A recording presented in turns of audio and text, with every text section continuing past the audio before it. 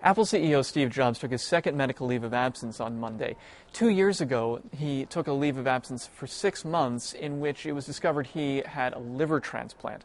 This time around, he gave no explanation for why he was taking the medical leave of absence or how long he would be out, but he did say that COO Tim Cook, who took over the day-to-day operations of Apple 2 years ago, would take over day-to-day operations again this time around.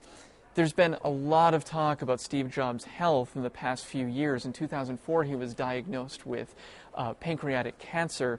That was a treatable form of pancreatic cancer, but later on he started to look very thin in public appearances. People started to question whether or not he would be able to continue on as CEO. And in late 2008, he didn't appear at his annual Macworld conference for the first time in many, many years. That led to a lot of speculation that he was about to step down. After that point, just a month later, he took his 6-month leave of absence, saying that he had what he described as a hormonal imbalance at first, and then a week later said that things are actually a lot worse than he initially thought, and he needed to take off a significant chunk of time.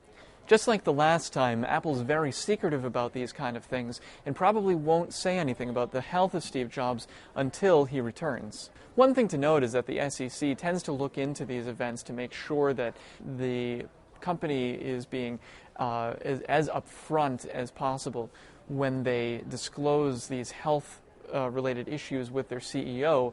It's possible that the SEC will look into this as well, just to make sure that Apple was being as upfront about Steve Jobs' ableness to lead as possible.